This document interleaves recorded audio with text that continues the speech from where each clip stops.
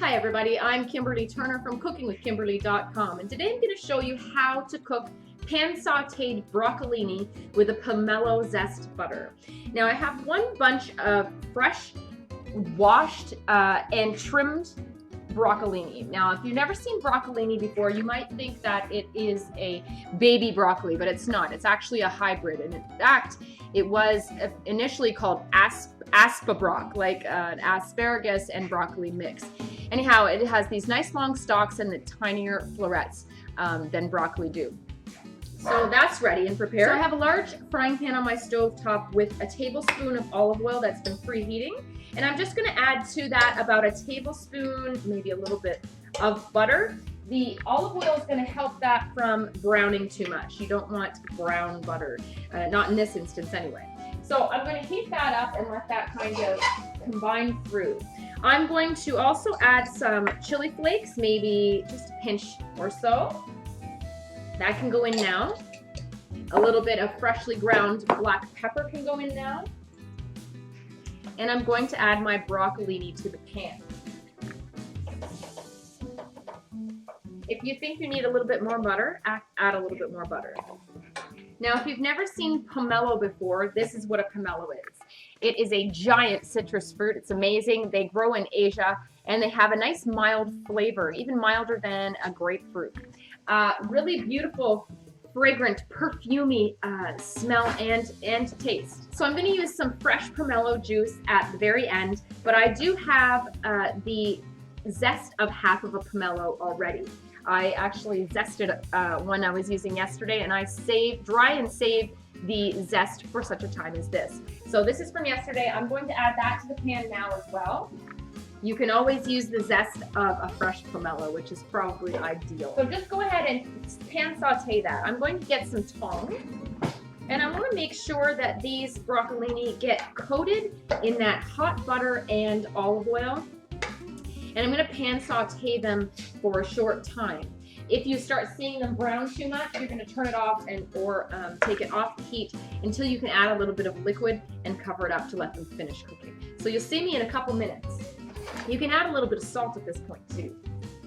Well, if you can see, things are just starting to brown up a little bit, and that's exactly what I want. So now, turn that heat down from the medium-high heat to like a medium-low heat. I'm going to add a splash of water. You can stock if you wanted to, just a little bit, just to steam things. And I'm also going to cut a little bit of the pomelo off, not a half, but maybe a quarter of it maybe. And I'm just going to use the juice of that, maybe even a little bit more. It has a lot of fruit. This is what it looks like inside. Oh, they're so good. Oh, beautiful fruit. And I'm going to use the juice of this in with my broccoli. So just squeeze that in. You're actually able to easily remove the chunks of the citrus without the membrane. So if you can do that easily on yours and just get them out of there, they're pretty simple. That's a beautiful addition to the pan instead of just juicing. Well, I got a lot of the chunks of the pomelo out, so that's beautiful. We're just going to cover this up, and we're going to let that finish in there steaming, so to speak, or simmering in that little bit of liquid that's in there for the next couple minutes, just to get the stalks nice and tender. Now, this is all up to you whether you want it to be quite crunchy or whether you like them al dente or whether you like them very tender. So cook them according to however you want.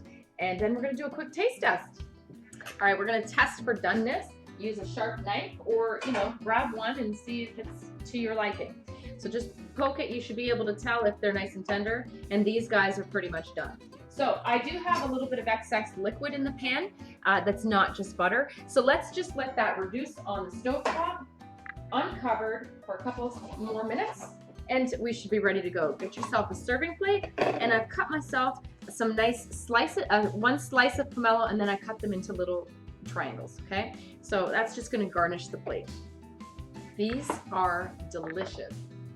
Do yourself a nice taste test, and you're gonna see whether it's salted, whether it's peppered enough, and whether there's enough butter. This is for a special occasion actually, and use the butter when you're doing a special occasion. If it's just midweek, then try and go lighter. Let's see.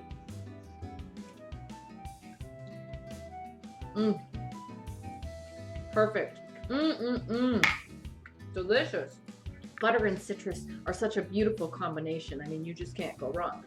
So I'm going to plate these guys up with the citrus too, and just nicely on a plate here. Half one way, half another way. Gorgeous. Now let's get all this beautiful citrus on top and the butter. Oh, phenomenal. All right, and I'm just going to garnish with some wedges of the pomelo around the plate. So there you have it, a gorgeous side dish of broccolini and pomelo butter. Yummy, delicious. If you wanted to put some extra zest on the top, feel free to do so. So that's it, folks. That's how you do it. That's how you can saute broccolini with a pomelo zest butter. Try this guy out. Go find one at your grocer. They have been carrying some really interesting fruits lately at our grocers here, so I'm sure that they're doing the same thing around your area. So there you go. That's it. Follow me on Twitter at Cooking with Kim E with a capital E, like the fan page at facebook.com/cookingwithkimberly. My shows are on ifood.tv/cookingwithkimberly, youtube.com/cookingwithkimberly. You can find my channel on Roku, Cooking with Kimberly, and I'm also syndicated on Apple TV. Come to my website at cookingwithkimberly.com and subscribe, interact with us, and let us know what's going down in your culinary world, all right? Be a champion in your kitchen and eat deliciously. Bye!